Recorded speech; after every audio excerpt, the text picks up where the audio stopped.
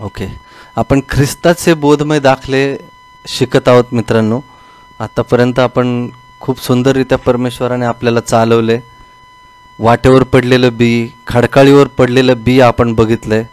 कोणी सांगू शकते या दोन बियांमधलं विशेष काय आहे किंवा काय काय गोष्टी आपण पाहिल्या?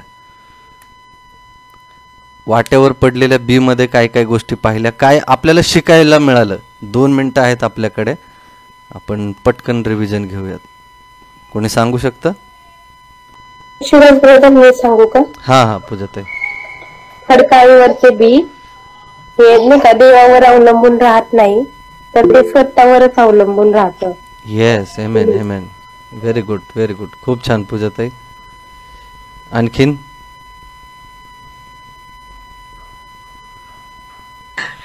की खडकाळीवर जे बी पेरलेले असते ना, तिथे थोडीच माती असते आणि ते बी तिथे लवकर रुजते, पण खडकात ते मूळ धरत नाहीत.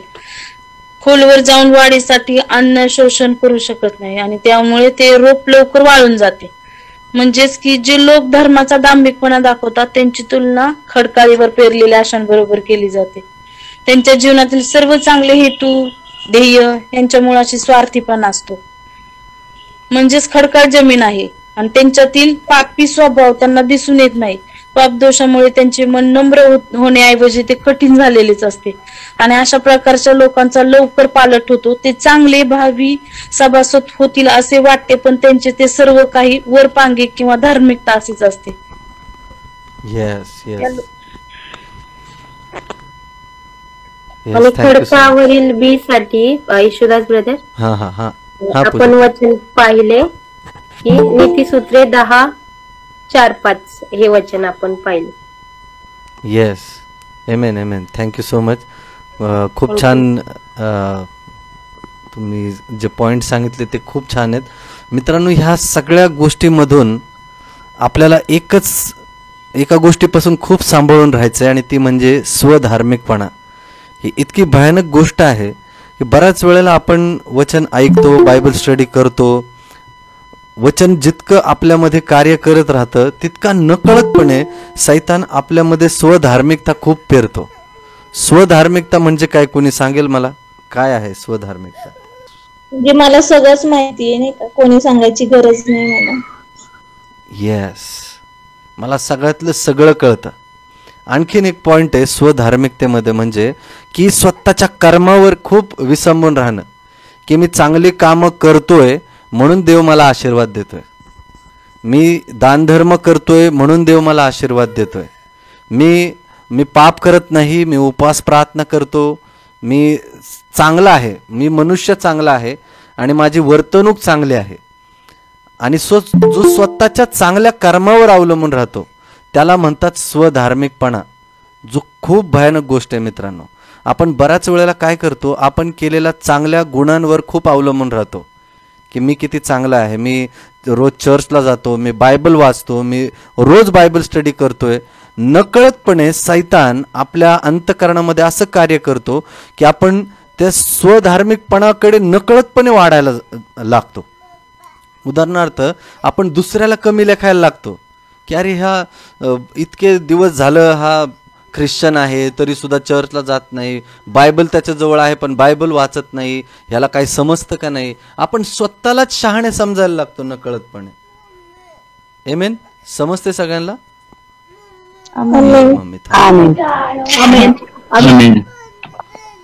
आणि हेच सगळ्यात भयानक गोष्ट आहे. फक्त ह्या एक महत्वाची गोष्ट आहे मित्रांनो ज्याच्यापासून आपल्या सगळ्यांना वाचायचं आहे.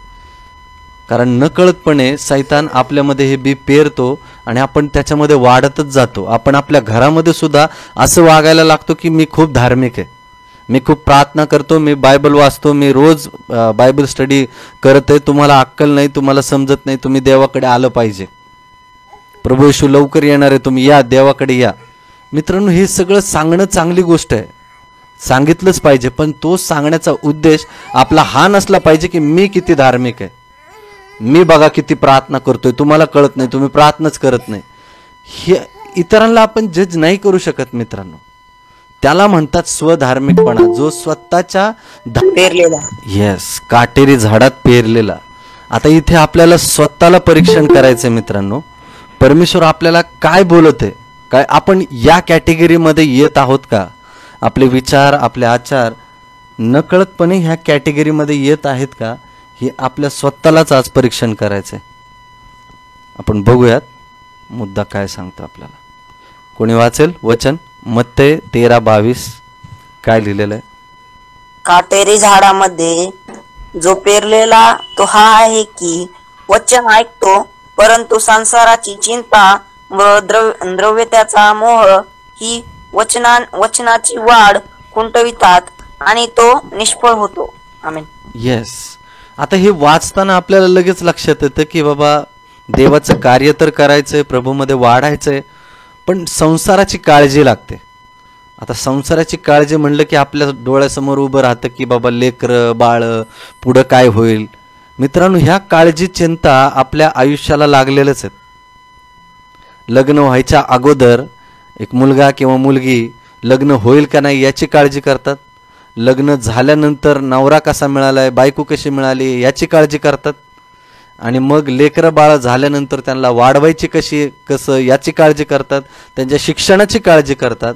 आणि मग रिटायर्ड झाल्यावर माझं कसं होईल, म्हातारपणी मला कोणी सांभाळेल की नाही, म्हातारपण माझं कसं जाईल, पैसा वगैरे कसा कुठून उभा करू याची काळजी.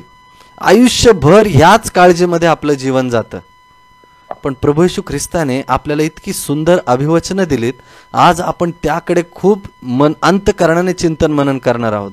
आणि सैतान आपल्या मनामध्ये हे चिंतेचं बी कसं पेरतो याच्याबद्दल सुद्धा आपण मनन करणार आहोत. मित्रांनो, वचन आपल्याला सांगतंय मत्ते 13:22 मध्ये, काटेरी झाडांमध्ये जो पेरलेला तो हा आहे की वचन ऐकतोय खरं. परमेश्वराने जे जे अभिवचनं दिली ती सगळे आपण ऐकतोय. पण जेव्हा कधी जीवनामध्ये दुःख त्रास येतात तेव्हा ते दुःख त्रास आपल्यामध्ये काटे कुसळ्यासारखे इतके काम करायला लागतात की आपण म्हणतोय की पास्टर ब्रदर तुम्ही म्हणताय ते सगळं बरोबर आहे, पण माझ्या परिस्थितीला सामोरे मी जाताना मला हे सगळं समजत नाही की हे काय होईल माझ्याबरोबर. तुम्ही म्हणताय ते सगळं बरोबर आहे, पण ही समोरची परिस्थिती मला खाऊन टाकते. मित्रांनो, तो अल्पविश्वास जो आहे तो खूप भयानक आहे. परमेश्वराने जी जी अभिवचनं सांगितली, जसजसं आपण त्याच्यावर मनन करायला लागतो तसतसं मित्रांनो ही काटे कुसळे आपल्या जीवनातून कमी कमी व्हायला लागतात. आता बघा, जिथे जमीन आहे, जिथे माती आहे, तिथून दोन्ही प्रकारचे गोष्टी येतात मित्रांनो. जिथून पीक पण येतं आणि त्याच जमिनीतून काटे कुसळे पण येतात. आता ही काटे कुसळे जिथून येतात ती जमीन सुपीकच असते किंवा चांगलीच असते किंवा वाईट असते असं काही नाहीये. ते कुठूनही उगवू शकतं. बरोबर आहे मित्रांनो मी जे बोलतोय ते? आमेन आमेन. हो, काटे कुसळे कुठूनही उगवू शकतात. तसंच मित्रांनो, मी जरी स्वतःला एक धार्मिक मनुष्य समजत असलो किंवा मी बायबल स्टडी देत असलो, मी देवाचं वचन खूप चांगल्यारीत्या सांगतोय, खूप चांगले सबस्क्रायबर माझे आहेत, खूप चांगले व्ह्युअर्स आहेत, खूप चांगले लोक कॉल करून प्रार्थना विनंती करतात, पण जेव्हा दुःख त्रास संकट येतात तेव्हा मी कशा प्रकारे त्यांना उत्तर देतो किंवा काय माझं बिहेवियर कसं होतं त्या परिस्थितीला सामोरे जाताना, तेव्हा ठरवलं जातं की खरंच मी विश्वासामध्ये भक्कम आहे का. कारण जर ते परिस्थिती जर उद्भवल्या नाहीत तर आपला विश्वास हा खंबीर आहे की नाही हे कसं कळेल. त्या जमिनीमधून दोन्ही प्रकारच्या गोष्टी निघतात. पीक पण निघतंय आणि काटेरी झुडपं पण निघतायत. पुढे आपण बघूया, वचन आपल्याला सांगते, परंतु संसाराची चिंता व द्रव्याचा मोह ही वचनाची वाढ खुंटवितात आणि तो निष्फळ होतो. त्याच गोष्टीकडे पाहत राहून आपण आपल्या जीवनामध्ये जे देवाने आशीर्वाद दिलेले आहेत त्याकडे दुर्लक्ष करतो आणि नेहमी डोक्याला हात ठेवून नेहमी आपण चिंता काळजीने इतके गुरफटून जातो की ते अभिवचनं आपण बाहेर टाकून देतो. परमेश्वर आपल्याशी काय बोलत आहे, ती अभिवचनं आपल्या हृदयामध्ये कशी कार्य करत आहे याकडे आपण लक्षच देत नाही. थोडा विचार करा मित्रांनो, सकाळी उठल्यापासून ते संध्याकाळी झोपेपर्यंत आणि झोपेत सुद्धा परमेश्वर आपलं हृदय चालू ठेवतो, आपला श्वासोश्वास चालू ठेवतो. रस्त्यातून जाताना येताना कितीतरी वाहनं आपल्या जवळून जातात तरी आपल्याला एक छोटीशी इजा देखील होत नाही. आपल्या पायाला ठेच देखील लागत नाही. काळजी चिंताने आपण रस्त्याने जात असताना कित्येक वेळेला आपल्याला ठेच लागले असते, आपण खड्ड्यात पडलो असतो, समोरच्या गाडीने आपल्याला ठोकलं असतं, पण तरी देखील परमेश्वर आपली त्या परिस्थितीत काळजी घेतो.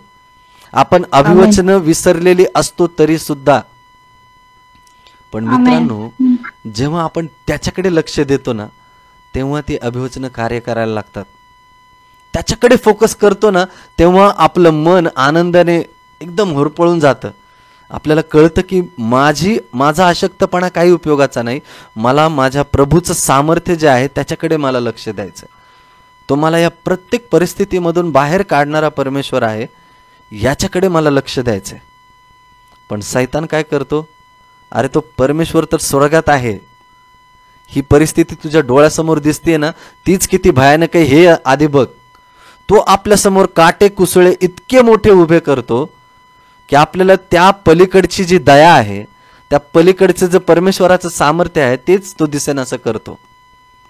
पण आपण जेव्हा त्या पलीकडे बघतो आणि परमेश्वराची अभिवचनं लक्षात ठेवून त्याच्यावर मनन चिंतन करतो, तेव्हा मित्रांनो ही काटे कुसळे निघून जातात. ते तोडण्याचं सामर्थ्य परमेश्वर स्वतः आपल्यामध्ये देतो. कारण त्याने अगोदर तो भूतलावर आपल्यासाठी आला, त्याने ते सगळे काटे कुसळे मित्रांनो त्याच्या डोक्यावर घेतले. तो काटेरी मुकुट त्याने ह्याच्यासाठीच घेतलाय की आपण अविश्वास धरू नये. तुमच्या जीवनातले सगळे काटे कुसळे त्याने त्याच्या डोक्यावर घेतलेत मित्रांनो. आमेन. हे नेहमी लक्षात असू द्या.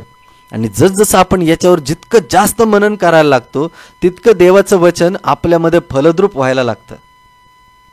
पण द्रव्याचा लोभ पण एक आहे. द्रव्याचा लोभ म्हणजे काय? कोणी सांगेल मला? द्रव्याचा लोभ म्हटल्यावर तुम्हाला काय काय आठवतं? पैशांच्या मागे लाग धन दौलतीचा लोभ. Yes, very good, very good, खूप छान. पैशाचा मोह. प्रेम करणार का? एका वेळेला अशी परिस्थिती निर्माण होते मित्रांनो, जिथे आपल्या घरामध्ये पैशाची गरज असते आणि वाटेतून जाताना एक पैशाचा बंडल आपल्याला दिसतो. एकदा मी एकाची प्रार्थना ऐकली होती, म्हणजे साक्ष ऐकली होती. त्यांनी साक्ष अशी दिली की माझ्या घरामध्ये जेव्हा पैसे नव्हते तेव्हा मी देवाकडे प्रार्थना केली आणि वाटेत जात असताना मला 2000 रुपयाची नोट सापडली आणि परमेश्वराने माझी गरज भागवली. तुम्हाला वाटते मित्रांनो हे बरोबर आहे म्हणून?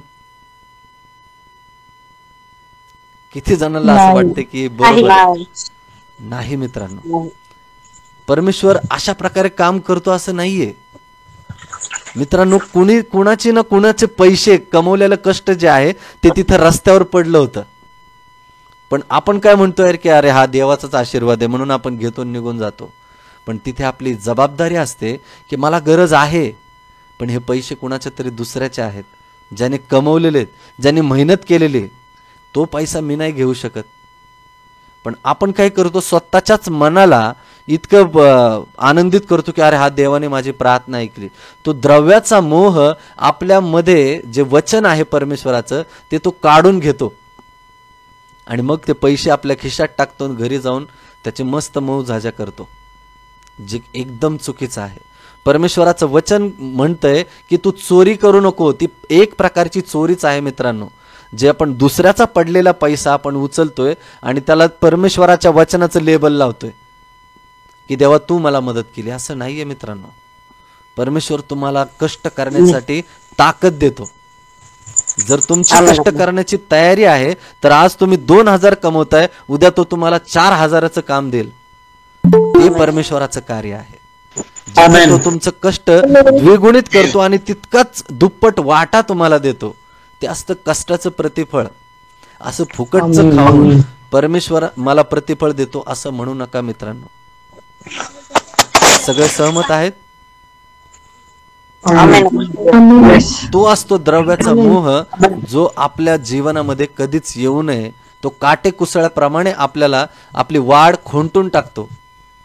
वचनाची वाढ ती गोष्ट खुंटवते आणि ते फळ किंवा ते बी निष्फळ ठरतं.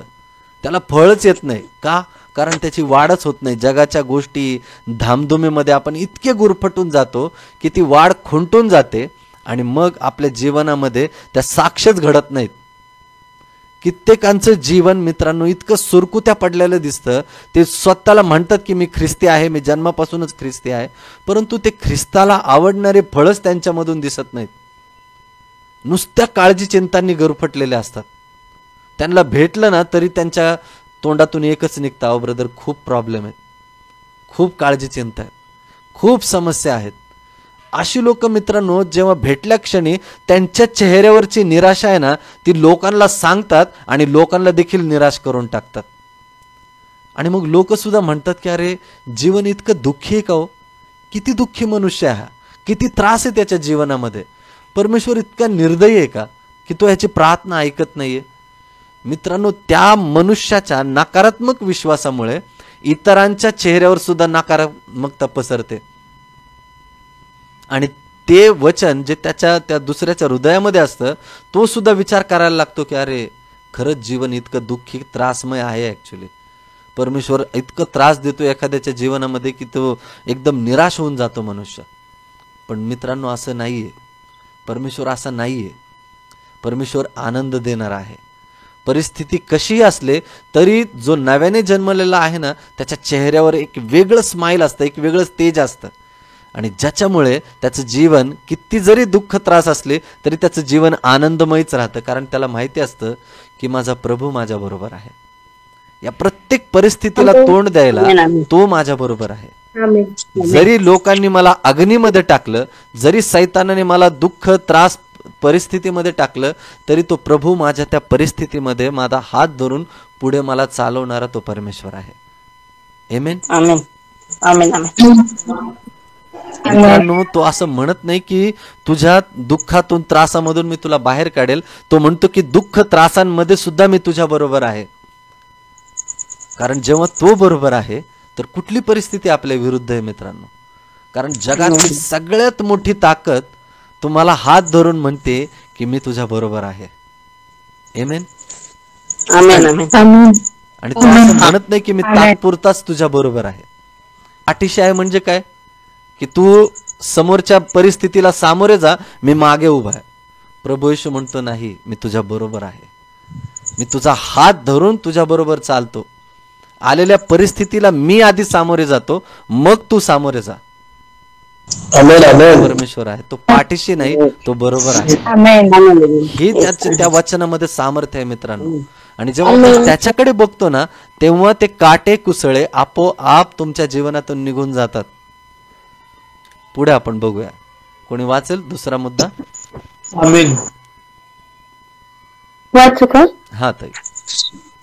सुवार्तेचे बी बहुधा काटेरी व विषाणू झाडा झुडपात पडते.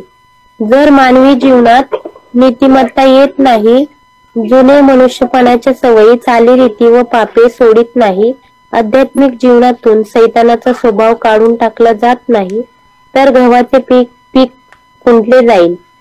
काटेरी झुडपांची जास्त वाढ होऊन गव्हाची वाढ होऊ देणार नाही. येस मित्रांनो, ही एक गोष्ट आहे.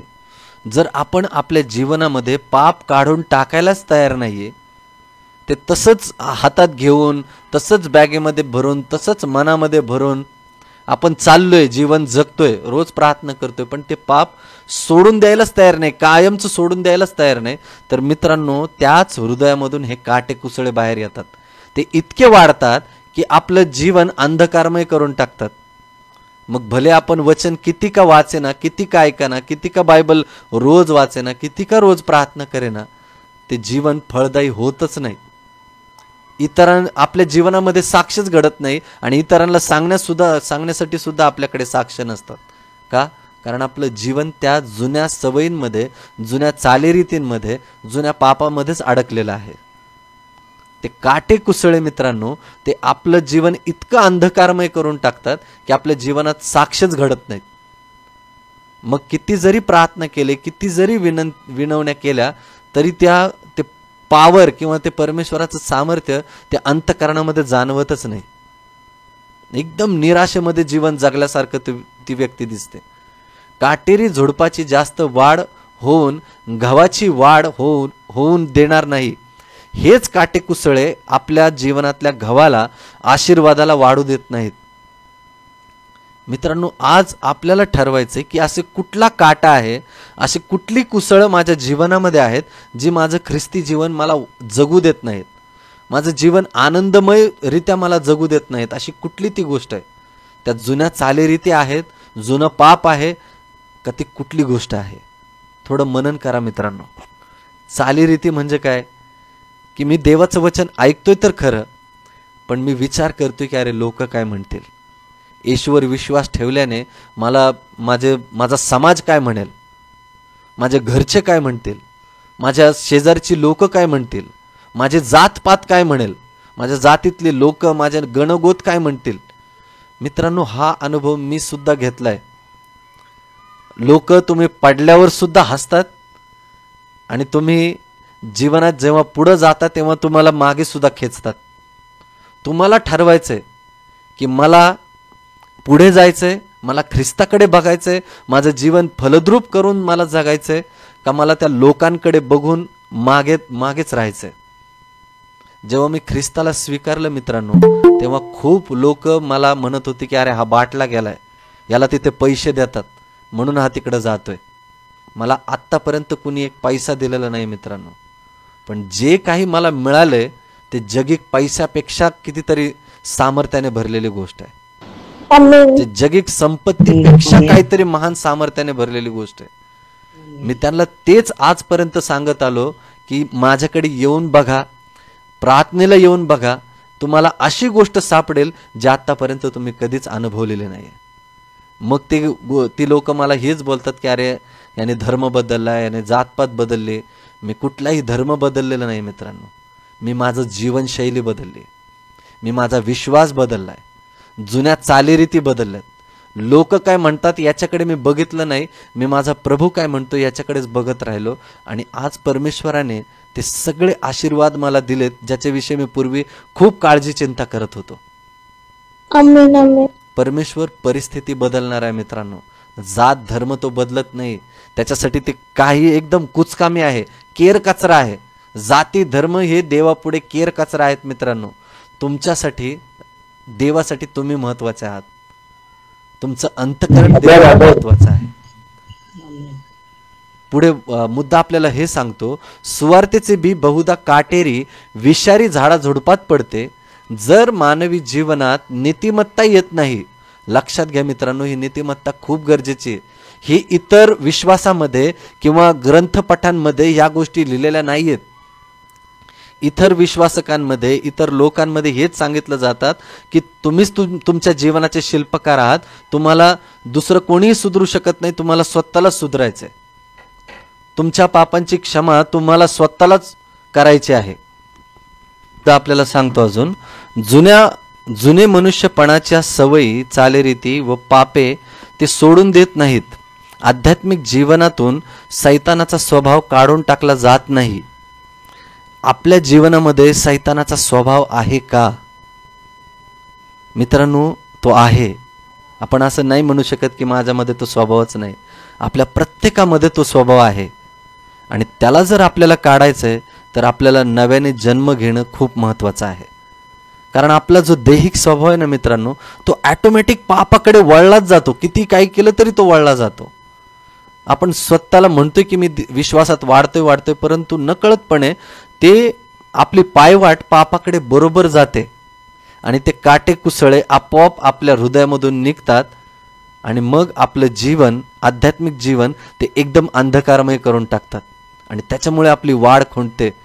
आपण फळदायी होऊ शकत नाही. तेच काय पाप आहे जे सैतान आपल्याला ते ठेवायला सांगतोय ते ओळखून घ्या. समजला हा मुद्दा सगळ्यांना? आमेन आमेन. 2-3च आमेन आलेत फक्त. Amen. Okay, thank you. Amen. Okay, हा मुद्दा वाचा पहिला कोणी. वाचू. येस ताई. सत्यासाठी जो आत्मा उत्सुक असतो त्याच आत्म्यात कृपेची वाढ होते. पापाची काटेरी कोठेही वाढू शकतात. त्याला मेहनत केलेले शेत हवे असते असे नाही, पण कृपेसाठी मात्र मेहनत केलेले शेत हवे असते. काटेरी व विषारी झाडे कोठेही उगवतात व वाढतात, पण शुद्धीकरणाचे कार्य हे सतत चालले पाहिजे. आमेन. येस मित्रांनो, आपण प्रार्थना रोज करतोय, खूप चांगली गोष्ट आहे. आपले जे भाऊ बहिणी आहेत रोज सकाळी संध्याकाळी आपण प्रार्थना करत आहोत. मित्रांनो, ही जी सहभागिता आहे ना, याचा उद्देश हाच आहे. कारण सैतान जो आहे ना, तो कधी पण संधी साधून आपले जीवन तो निराशेने भरू शकतो, पापाने भरू शकतो. पण ही सकाळची आणि संध्याकाळची प्रार्थना आहे ना मित्रांनो, ती काटे कुसळे उपसण्याचं काम करते, मुळासोबत काढून टाकण्याचं काम करते.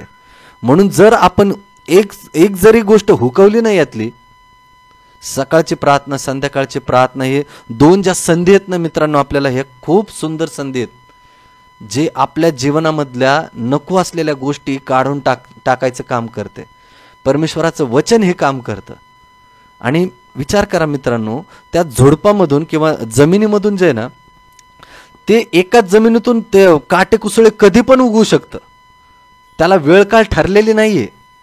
आपण आध्यात्मिकरित्या वाढतोय, पण ती काटेकुसळे कधी वाढतील हे आपल्याला सुद्धा कळणार नाही.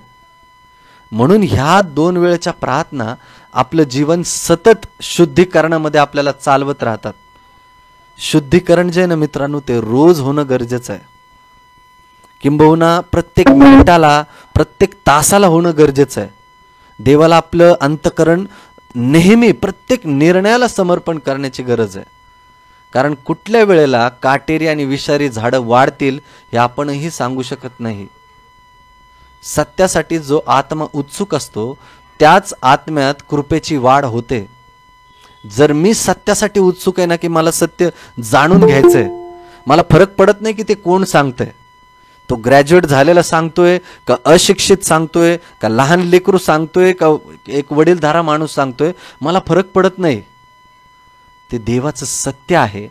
ते माझ्या कानांनी ऐकल्यावर माझ्या हृदयामध्ये एक वेगळीच उकळी निर्माण होते, देवाबद्दल अधिक आकर्षण निर्माण होतंय, तर ते देवाकडून आहे. आज जर तुम्ही त्याची वाणी ऐकताय तर आपलं हृदय कठीण करू नका, हे परमेश्वराचं वचन सांगतंय. पापाची काटेरी कुठेही वाढू शकतात, त्याला मेहनत केलेले शेत हवे असे नाही, पण कृपेसाठी मात्र मेहनत केलेले शेत हवे असते. देवाची कृपा मिळवण्यासाठी आपल्याला मेहनत करावीच लागते मित्रांनो. आपल्याला त्या जमिनीमध्ये कस भरावाच लागतो, वेळोवेळी त्याची काळजी करून खत पाणी त्याला घालावंच लागतं. हे खत पाणी आपण कसं घालू शकतो मित्रांनो? वेळोवेळी प्रार्थना करणं, बायबल वाचणं, त्या वचनांवर मनन करणं. परमेश्वर जे काही चर्चमधून, इतर प्रार्थना सभांमधून जे काही वचनं आपल्या कानावर पडतायत, त्याच्यावर सतत मनन चिंतन करून ही विषारी झाडं आपण जीवनातून काढू शकतो. आमेन. परमेश्वर ते कार्य करतो, आपण नाही. समजला हा मुद्दा सगळ्यांना? दुसरा मुद्दा कोणी वाचेल? जर आपले मन परमेश्वराच्या ताब्यात ठेवले नाही, जर पवित्र आत्म्याद्वारे आपले शील व शुद्ध व कर्तबगार होत नाही, तर आमच्या जीवनातील जुन्या सवयी आपोआप येतील. लोक सुवार्तेवर त्यांचा विश्वास आहे असे सांगतील, पण त्यांचे जीवन पवित्रकरण दिसत नाही, तर सुवार्तेवरील त्यांचा विश्वास हा कधीच नाही. काहीच. Yes yes, thank you so much aunty. मुद्दा आपल्याला हे सांगतो मित्रांनो, जर आपले मन परमेश्वराच्या ताब्यात ठेवले नाही, जर पवित्र आत्म्याद्वारे आपले शील म्हणजे आपला स्वभाव, आपलं चरित्र व शील व शुद्ध व कर्तबगार होत नाही, तर आमच्या जीवनातील जुन्या सवयी आपोआप येतील. आपण त्या परमेश्वराला समर्पित जोर होत नाही ना मित्रांनो, प्रत्येक वेळेला ते समर्पण देवाला, ते आपलं मन त्याच्या ताब्यात ठेवण्यासाठी आपण ते अंतःकरणाने त्याला देत नाही. आणि ख्रिस्ताचं शील आपण जोपर्यंत घेत नाही, तोपर्यंत त्या जुन्या सवयी आपोआप वाढत जातील आणि ते इतके काटेकुसळे निर्माण करतील की आपलं जीवन निराशेने, अविश्वासाने भरून जाईल. लोक सुवार्तेवर त्याचा विश्वास आहे असे सांगतात, खूप लोक म्हणतात, बऱ्याच वेळेला मी सुद्धा म्हणतो की मी अरे देवाची सेवा करतोय, खूप गोष्टी चालू आहेत, खूप चांगले लोक ऐकतात, संदेशाचं कौतुक करतात, सगळं काही छान चालू आहे. पण जर माझ्यामध्ये स्वधार्मिकतेचं पाप आलं, मी स्वतःला खूपच शहाणा समजायला लागलो, अरे वा खूपच कौतुक करतात ते लोक, खूप चांगली गोष्ट आहे, एवढं चांगलं कार्य चालू आहे, लोक ऐकतात, आणि त्या गोष्टीचा परिणाम जर माझ्यावर नकारात्मक झाला तर मी कधीही खाली पडू शकतो आणि त्याच्यामुळे माझं जीवन खुंटलं जाऊ शकतं. लोक सुवार्तेवर विश्वास ठेवतात, पण त्याद्वारे आपलं जीवन पवित्रीकरण करण्यासाठी ते पाऊलच उचलत नाहीत. मी लोकांना सांगतोय पण माझंच जीवन अपवित्रतेने भरलेलं आहे, तर माझ्या त्या सुवार्ता सांगण्याला काहीही अर्थ नाही. माझंच जर जीवन अश्लीलतेने भरलंय तर माझ्या त्या इतरांना संदेश देण्याचा काहीही उपयोग नाही. माझं रोज बायबल वाचन करून, बायबल स्टडी देऊन किंवा रोज प्रार्थना करून, रोज बायबल वाचून काही त्याला अर्थच राहत नाही मित्रांनो. माझं जीवन रोज पवित्रीकरणाकडे चाललं पाहिजे. रोज मी देवाला म्हटलं पाहिजे की प्रभू तू मला शुद्ध कर, कारण मी पापी हृदयाचा आहे, माझ्यामध्ये चांगलं असं काहीच नाही आहे, माझे विचार माझे आचार सगळे पापाकडेच आकर्षिले जातात. प्रभू मला तुझ्या पवित्रीकरणाची गरज आहे, मला पवित्र केवळ तूच करू शकतो, मला तू धुवून शुद्ध कर. दाविदासारखी प्रार्थना आपली रोज असली पाहिजे मित्रांनो. दावीद राजा म्हणतो की प्रभू इजोबाने माझा पापमल काढ. जर तुझ्या विरुद्ध काही माझ्यामध्ये विचार असतील, आचार असतील जे तुझ्या वचनाच्या विरुद्ध आहे, तर ते काढून टाक आणि मला शुद्ध असं हृदय तू दे. म्हणजे माझं हृदय तुझ्या न्यायपरायणतेचा गजर करेल. माझे शुष्क जी हाडे झालेले आहेत, ठिसूळ हाडं झालेत, ते तुझ्या चमत्काराचा महिमा वर्णन करतील. मित्रांनो, ही रोज समर्पण, रोज पवित्रीकरण प्रत्येक वेळेला होणं गरजेचं आहे. समजले मित्रांनो सगळ्यांना? आणि म्हणून मित्रांनो, ही प्रार्थना, सकाळ आणि संध्याकाळची प्रार्थना आपल्या जीवनामध्ये फार महत्वाची आहे. असं म्हणू नका की अरे मला सगळंच माहिती आहे, ते ब्रदर येतात रोज तेच सांगतात. रोज का सांगितलं जाते त्याच गोष्टी? कारण मित्रांनो, कुठे ना कुठेतरी त्या गोष्टी आपल्यामध्ये अजूनही आहेत, आपण त्या सोडून द्यायला तयार नाहीत. म्हणून परमेश्वर आपल्याला वारंवार त्याच गोष्टी सांगतोय. जर ते लोक त्याच्या पापावर विजय मिळवेल, त्या काटेरी झाडावरील काटे कदाचित कापून टाकली असतील, पण काटेरी झाड उपटून टाकले नाही. परिणामी त्या झाडाने आत्म्यावर काटेरी छाया केली. आमेन. मित्रांनो, आपण काय करतोय की तात्पुरता पर्याय बघतोय, एखाद्या परिस्थितीवर पश्चाताप करतोय आणि परत आपल्या घाणीकडे, म्हणजे ओकलेल्या कुत्रा जो असतो, जो पेत्राने इतकं भयानक उदाहरण दिलंय तिथं, पण ते मनाला टोचतं. पण आपलं काय करणार, आपला स्वभावच तसा आहे ऍक्च्युली. आपण काय करतोय, पश्चाताप करतोय आणि परत त्याच पापाकडे जातोय. पेत्र त्या गोष्टीला एक उदाहरण देऊन म्हणतो, असा मनुष्य आपल्या ओकीकडे परत जाऊन ती ओकारी चाटणाऱ्या कुत्र्यासारखा आहे. आता हे वचन टोचतं आपल्या हृदयाला, पण आपल्या सगळ्यांची परिस्थिती तशीच आहे मित्रांनो. वचन आपल्याला सांगतंय, मुद्दा आपल्याला हे सांगतोय की आपण ते पाप आहे ना मुळासोबत उपटून फेकलं पाहिजे. की अशी कुठली गोष्ट आहे जी मला वारंवार खेचते आणि मला देवामध्ये वाढ व्हायला ती मला माघारीच खेचते, ती मला वाढच होऊ देत नाही, माझी वाढच ख्रिस्तामध्ये खुंटत चालली. किती प्रार्थना करतोय, किती काय होतंय, तरी सुद्धा ते परिवर्तन माझ्यामध्ये दिसूनच येत नाही. तो नवीन जन्माचा अनुभवच मला येत नाहीये. का? कारण आपण आपलं जुनं पाप मुळासोबत उपटूनच फेकत नाहीये. आपण नुसती त्याला डागडुजी करतोय त्या काटे कुटऱ्यांना. नुसतं तात्पुरतं म्हणतोय की प्रभू माझ्या चुकांची, अपराधांची, पापांची मला क्षमा कर, आणि पुन्हा जाऊन मी तेच पाप करतोय. नुसतं वरपांगीपणाने म्हणतोय की प्रभू मला पापांची क्षमा कर, पापांची क्षमा कर, पण ते पाप सोडून देण्याचा प्रयत्नच करत नाही. त्या देवाला नको असलेल्या गोष्टी मुळासोबत आपण उपटून फेकूनच द्यायला तयार नाही. आपण फक्त वर्ण ते काटे कुसळे काढतोय, पण त्याचं मूळ जे आहे ना ते अजून तसंच धरून आहे. ते पाप मुळासकट काढून टाका. मुळासकट देवाला म्हणा की प्रभू एक कायमचं माझ्या जीवनातून काढून टाक, कारण मला तू पाहिजेस, तुझा स्वभाव पाहिजे, तुझं प्रेम पाहिजे, तुझ्यासारखं मला व्हायचंय. मित्रांनो, जेव्हा ही इच्छा तुम्ही भरताना ही इच्छा तुम्ही धरता आणि अंतःकरणाने प्रभूच्या चरित्र्याकडे धाव घेता, ती धाव तुमचे सगळे मोहपाश तोडवून टाकते. त्या मोहाला तुम्ही आपोआप तोडवून पुढे पुढे चालत राहता. फक्त इच्छा पाहिजे तुमची.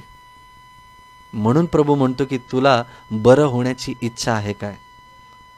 आणि जर तुमची इच्छा आहे मित्रांनो, तर त्याला होय म्हणा, कारण तो आजही हात पसरून तुम्हाला मिठी मारायला तयार आहे. आमेन. आमेन.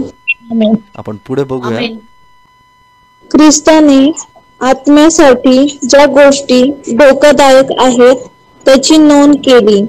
संत मार्क याने लिहिले त्याप्रमाणे येशूने सांगितले, या संसाराची चिंता, द्रव्याचा मोह व इतर विषयांचा लोभ. मार्क 4:19. लूक सांगतो, संसाराची चिंता, धन व विषय सुखे यात आयुष्य भ्रमण करीत असता त्याची वाढ खुंटते व ते पक्के फळ देत नाहीत. लूक 8:14. आमेन. मित्रांनो, जर आपण येशू ख्रिस्ताकडून जर आपला चेहरा किंवा आपले डोळे, आपला फोकस जर हटवला, तर सैतान या जगातले मोहपाश आपल्याला दाखवतो आणि तो हे दाखवतो की बघ, याच्यात तुला आनंद आहे. ते स्वर्गीय आशीर्वाद तर तुला दिसत पण नाही, तो का त्याच्या मागे लागलाय? पण परमेश्वर हे तात्पुरता आपल्याला आशीर्वाद देत नाही, तो परमनंट सोल्युशन देतो. मित्रांनो, आपल्याला आपल्या जीवनातल्या जे मुळाशी धरलेल्या गोष्टी आहेत, परमेश्वर थेट त्या गोष्टीवर हल्ला करून म्हणतो की तुझा प्रॉब्लेम इथं आहे. पण आपण काय करतोय, वरवरूनच सोल्युशन बघतोय. प्रभू, ते बाकीचं जाऊ दे, पण मला आत्ता आशीर्वाद दे. पण मुळात आपल्या हृदयामध्ये प्रॉब्लेम आहे. आपलं हृदय परिवर्तन करायलाच तयार नाहीये. त्या काळजी चिंताने आपण इतके ग्रासून झालोय की आपण देवाला म्हणतो की प्रभू, आत्ता माझी समस्या आहे ना, जी समस्या आत्ता आहे, मला त्याचं सोल्युशन द्या. माफ करा मित्रांनो, एक गोष्ट मी आपल्या ग्रुपमध्ये बऱ्याच वेळेला पाहिली की काही लोक मॅसेज झाल्यानंतर, मी थोडं स्पष्ट बोलू शकतो माझ्या फॅमिलीला? Yes, thank you so much. काही आपले भाऊ बहिणी जे आहेत ना, ती प्रार्थना झाल्यानंतर किंवा संदेश दिल्यानंतर की बऱ्याच वेळेला ते कौतुक करतात, ब्रदर खूप छान संदेश दिला बरं का, खूप छान, थँक्यू सो मच. हा बरं ठीक आहे, आमच्यासाठी प्रार्थना करा, चला आता. माफ करा, पण असं वाटतं की ते संदेश वगैरे ते मायने नाही करत. ते काय सांगितले ते ठीक आहे, ते बाजूला ठेवा, प्रार्थना करा आणि ते पटकन निपटून टाका. मित्रांनो, अशी गोष्ट आपली वाढ खुंटून टाकते. आपण नुसतं संसाराच्या काळजी चिंतांमध्ये आहोत आणि आपण फक्त प्रभूला म्हणतो की प्रभू, ते वचन वाचणं, ते पवित्रीकरण, रोज प्रार्थना करणे हे ठीक आहे, पण तू माझी प्रार्थना ऐक आणि मला उत्तर दे. पण प्रभू म्हणतोय, खरं जे समस्या आहे ते तुझी पाप आहे, ते तुझ्या सवयी आहेत. तुझा आजार तर बरा होईल, पण तुझं खाण्यापिण्याच्या सवयींचं काय? तुझा कॅन्सर तर बरा होईल, पण तुझ्या मटण खाण्याच्या सवयीचं काय? तो डायलिसिस जे तुझं रोजचं चालू आहे, दर आठवड्याला तुला डायलिसिस करावा लागतोय, ते तर बरं होईल, पण तू मटण खाण्याचं सोडून दे, तू चहा पिण्याचं सोडून दे, की ज्याच्याने तुझ्या किडनीवर प्रॉब्लेम होतोय. पण आपण काय म्हणतोय की ठीक आहे प्रभू, हे सगळं ठीक आहे, जे सांगतात ते आरोग्याचा संदेश वगैरे ते ठीक आहे, पण मला आवडतंय, बरं ते माझ्या समस्या ज्या आहेत आरोग्याचे त्याच्यावर प्रार्थना करा, बाकीचं राहू द्या बाजूला. मी बरोबर बोलतोय मित्रांनो? Yes yes yes sir. तुमच्या आवाजामध्ये मला थोडा तो काय म्हणतात त्याला, लहरी जाणून येतात थोड्याफार. पण मित्रांनो, हे वचन स्पष्ट आहे, ते आपण स्वीकारायला पाहिजे. जर मी कुठेतरी असा आहे जे संसाराच्या काळजी चिंताने काटे कुसळ्यांमध्ये फसलोय, तर परमेश्वर मला आत्ताच, तुम्हाला आणि मला सावध करू इच्छितोय की त्या गोष्टीतून बाहेर निघा. आपल्याला रोज ते काटे कुसळे काढून बाहेर फेकायचेत. रोज आपल्याला पवित्र होण्याची गरज आहे. रोज आपल्याला देवाची क्षमा, देवाची कृपा मिळवण्याची गरज आहे. आमेन. त्याच्यासाठी रोज प्रार्थना, रोज बायबल स्टडी, रोज देवाच्या वचनांवर मनन चिंतन करण्याची गरज आहे, की जेणेकरून आपल्या जीवनामध्ये ते काटे कुसळे वाढून ते पकड धरू नये, मूळ धरू नये. ते कधी पण वाढू शकतात, पण रोजची प्रार्थना, रोजचं बायबल वचन आपल्याला ते काटे कुसळे तुडवण्याचं सामर्थ्य देतात. आमेन. पुढचे मुद्दे आपण उद्या बघूयात मित्रांनो. पण माझा पूर्ण विश्वास आहे की जे काही तुम्ही आज शिकलाय, मध्ये थोडाफार डिस्टर्बन्स झाला मित्रांनो, पण माझा विश्वास आहे की जे तुम्ही ऐकलंय ते तुमच्या हृदयाला पटलेलं आहे. माफ करा जर मी लहान तोंड मोठा घास घेत असेल, काही बोलत असेल, पण परमेश्वर हे बोलत आहे त्याकडे लक्ष द्या. आमेन.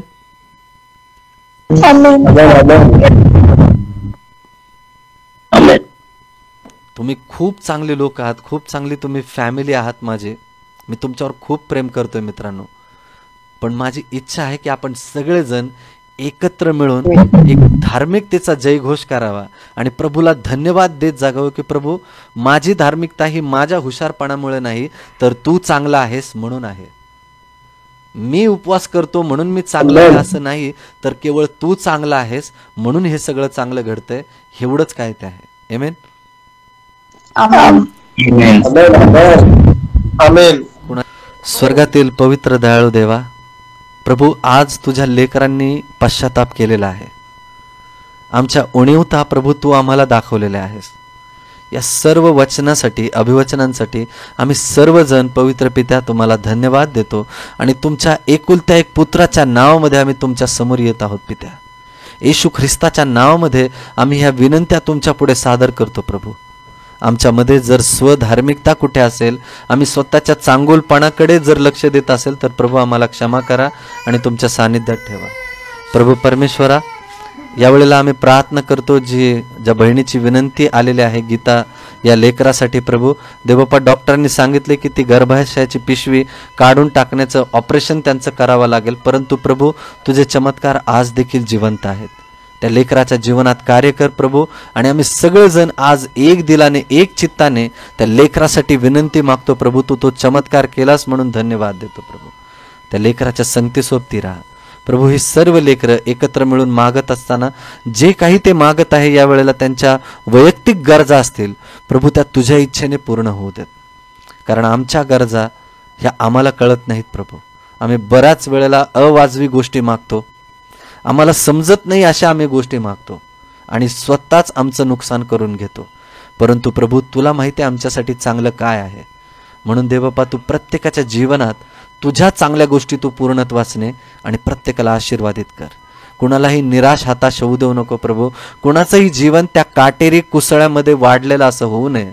तर देवबापा, तुझ्या सामर्थ्याने, तुझ्या चांगुलपणाने, तुझ्या चरित्र्याने भरलेलं असं जीवन होऊ देत.